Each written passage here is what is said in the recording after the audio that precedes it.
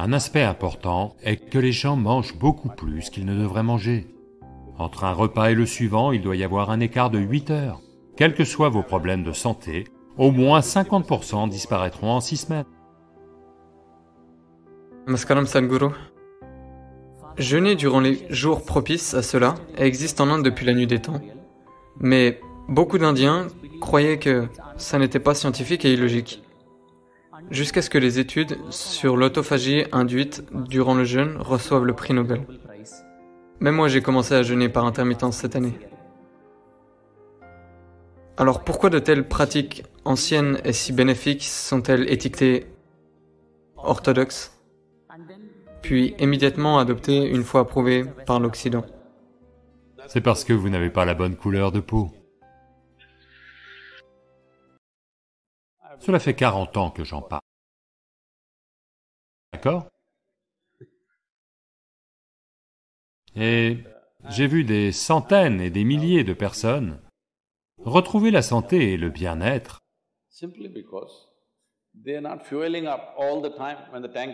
simplement parce qu'elles ne font pas le plein en permanence quand leur réservoir déborde. Au centre de yoga, tout le monde mange à 10 heures le matin et à 7 heures le soir. Nos vies sont très actives physiquement. Il n'y a pas de voiture à l'intérieur de l'ashram, c'est un grand espace, tout le monde marche ou fait du vélo. Même pour aller à la salle à manger, c'est 1 kilomètre. Pour atteindre votre lieu de travail, c'est un demi-kilomètre, 1 kilomètre, comme ça. En permanence, les gens sont physiquement actifs. Donc tout le monde a très faim, vers 15h30, 16h. Ils ont extrêmement faim. Mais on apprend à vivre avec ça, parce que la faim... L'estomac vide et la faim sont deux choses différentes. La faim signifie que vos niveaux d'énergie commencent à baisser. Mais l'estomac vide est une bonne chose. Dans les sciences yogiques, aujourd'hui, la science moderne y arrive aussi, mais ce que nous savons d'expérience, vous allez dépenser 1 milliard de dollars pour y arriver. Parce que dans la recherche, la seule question, c'est combien de millions de dollars, c'est comme ça que ça marche. Votre corps et votre cerveau ne fonctionnent au maximum de leur capacité que lorsque votre estomac est vide. Donc nous nous assurons toujours de manger de telle façon que peu importe quelle quantité nous mangeons, notre estomac doit toujours être vide au bout de 2 à 2h30 maximum. Donc nous allons toujours au lit en ayant faim. Les gens pensent qu'ils ne peuvent pas dormir, ils peuvent dormir. En moyenne, pendant 25 ans, en moyenne, je n'ai dormi que 2h30 à 3h. Ces jours-ci, je deviens un peu paresseux, je dors entre 3h30 et 4h30. Malgré le nombre de déplacements que j'effectue.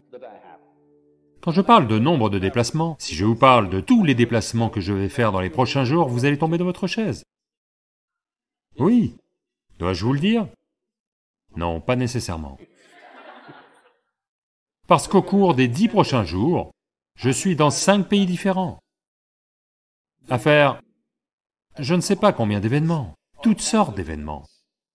Donc, vous êtes capable de tenir ce rythme simplement parce que vous ne mangez pas en excès. C'est très important. Tout le monde mange 2 repas, je ne mange généralement qu'un seul repas. À 16h35, parce que je n'aime pas être assis devant mon assiette, à m'inquiéter de la quantité à manger, j'aime manger bien. Donc, 16h35, si je mange un repas, ce n'est que le lendemain. Est-ce assez? Ai-je l'air bien? Allô? Je ne ressemble pas à votre patient, n'est-ce pas? Je ne vais pas venir vous consulter.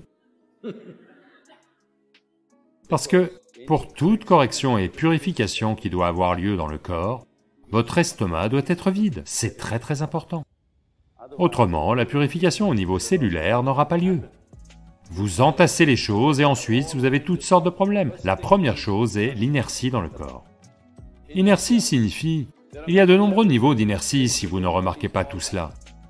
Le nombre d'heures que vous avez passé à dormir est de l'inertie. Vous tous, êtes-vous venus ici pour vivre ou... Allô? Pour vivre, n'est-ce pas? Pas ici, je dis dans cette vie. Vous voulez vivre ou... L'intention de la vie est de vivre, n'est-ce pas? Mais, puisque vous avez parlé des médecins américains, tout cela est repris ici également. Tous les médecins américains disent, vous devez dormir minimum 7 à 8 heures. Donc ça veut dire qu'un tiers de votre vie, vous devez dormir. 2, 3, 4 heures de plus pour se laver, aller aux toilettes, manger, ça, vous savez. Donc littéralement, 50% de votre vie est juste de la maintenance. Supposez que vous ayez un véhicule, vous avez une moto, une voiture. Si elle part à la révision un jour par mois, d'accord pour la garder. Si elle est révisée 15 jours par mois, c'est une nuisance, n'est-ce pas? La plupart des gens ont transformé leur système en une nuisance, parce que leur propre corps est un gros obstacle dans leur vie. Tout ce qu'ils veulent faire, leur corps ne leur permettrait pas de le faire. Donc cela comporte de nombreux aspects. Un aspect important est que les gens mangent beaucoup plus qu'ils ne devraient manger. Simplement parce que on leur a dit, vous devez manger plus, sinon vous allez devenir faible, ceci, cela. Non, il y a une façon de maintenir votre corps.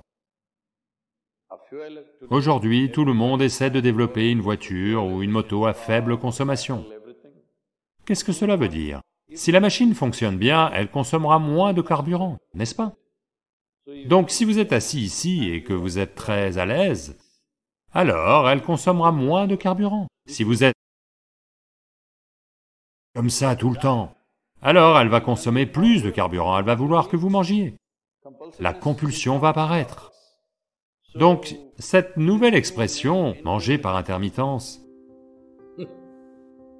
vous devriez voir, aux États-Unis, les gens arrivent à nos programmes durent 10, 12 heures. Donc, mais ils arrivent avec des biscuits et autres. Ils disent, j'ai une intolérance au sucre, il faut que je mange. Je dois manger. Je leur dis, soyez simplement ici, vous n'allez pas mourir, je vais m'en assurer, parce que je ne veux aucun mort sur les bras, d'accord? Je vais m'en assurer. Le premier jour, non, je dois manger. Le troisième jour, ils ont abandonné tout ça. 12 heures sans nourriture, ils sont assis là, ils vont parfaitement bien. Voyez, la santé n'est pas quelque chose que vous pouvez faire de l'extérieur. La santé est quelque chose que vous devez faire de l'intérieur. De l'extérieur, lorsque quelque chose ne va pas, vous pouvez demander de l'aide. Mais si constamment quelque chose ne va pas chez vous, qu'est-ce que ça veut dire? Que vous êtes une machine défectueuse?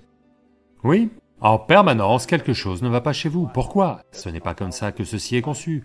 Ceci est conçu pour la santé. Chaque cellule de votre corps est conçue pour créer la santé, n'est-ce pas? Elle travaille toute dure pour créer la santé, à part vous. Donc, un minimum de 8 heures d'écart est ce qui est recommandé dans le yoga. Entre un repas et le suivant, il doit y avoir un écart de 8 heures. Si vous faites ceci, vous verrez que la moitié de vos problèmes de santé, quels que soient vos problèmes de santé, au moins 50% disparaîtront en 6 semaines. Si vous faites certaines autres choses qui peuvent vous sembler un peu extrêmes à l'heure actuelle, si vous avez une petite pratique de yoga, quelque chose de méditatif en vous, alors vous verrez que 90% de vos problèmes disparaîtront, 10% s'ils persistent encore, on peut les traiter. Maintenant, c'est devenu comme ça, les systèmes de santé, en particulier là où il y a de lourdes polices d'assurance. Les gens mangent et boivent toutes sortes de saletés, vont chez le médecin et disent « guérissez-moi ». Ce n'est pas comme ça que ça marche.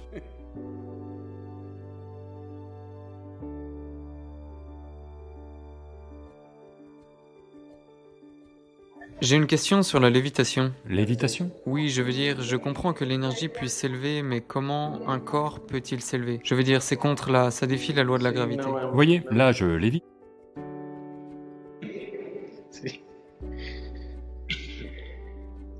Comment cela peut-il avoir lieu? C'est ce que vous demandez? Ou est-ce possible? Est-ce possible et comment est-ce que ça a lieu? Est-ce que vous pouvez le faire?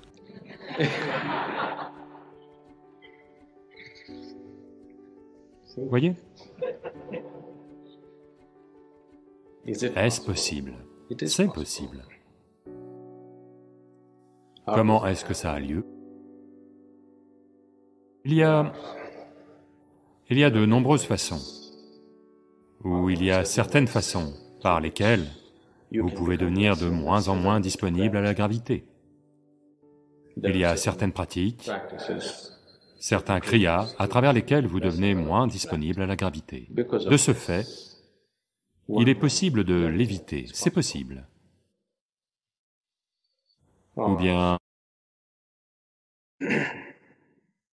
Quand votre Kundalini s'élève avec énormément de force, on ne l'évite peut-être pas, mais on peut voir son corps décoller tout seul et atterrir. Il ne reste pas en l'air, mais il décolle et atterrit, décolle et atterrit. Si vous faites un petit effort, ça arrive sans aucun effort, mais si vous faites un petit effort, avec un peu d'effort, quand l'énergie est élevée, ça arrive. Vous avez dû entendre parler de... Vous avez entendu parler de Mayama? La sainte du Tamil Nadu, Mayama, vous avez entendu parler d'elle? Personne ne savait d'où elle venait. Mais on aurait dit, d'après ses traits, elle devait être népalaise. Mais elle n'a jamais parlé. Elle était à Kanyakumari, tout à la pointe du sud de l'Inde. Ses amis étaient toujours des chiens. Elle avait toute une bande de chiens derrière elle. Elle était tellement impliquée avec ses chiens qu'elle volait de la nourriture dans les hôtels. Vous savez, dans ces petits hôtels où ils ont tous ces vadas et autres. Elle allait simplement s'en emparer et les donner à ses chiens. Donc bien des fois, les gens se sont même physiquement occupés d'elle. Les gens la battaient, lui jetaient des pierres, parce qu'elle prenait de la nourriture à tout le monde et la donnait aux chiens. Elle ne parlait jamais. Puis, les gens ont découvert, certaines fois, quand les gens sont allés la voir, elle flottait simplement sur les vagues de l'océan. Elle était juste assise comme ça et flottait. Donc, à cause de ça, les gens ont cessé de l'embêter, vous savez. Ils protégeaient leur nourriture, bien sûr, mais ils ne l'agressaient pas physiquement, d'aucune façon, parce qu'ils l'avaient vue flotter sur l'océan. Il y a de nombreuses façons de se rendre moins disponible à la gravité. Est-ce que moi je peux le faire? Je veux marcher sur la planète. Je n'ai pas l'intention de flotter. Certaines personnes qui suivent le chemin du Hatha Yoga font généralement ces exploits. Ils n'ont pas d'importance en termes de vie.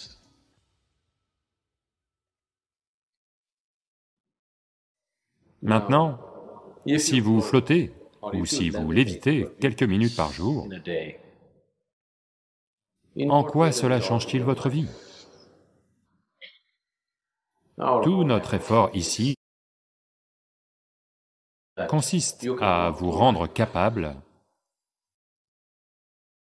de traverser la vie, en ayant tout à fait les pieds sur terre, mais vous pouvez traverser la vie quoi qu'il arrive dans votre vie.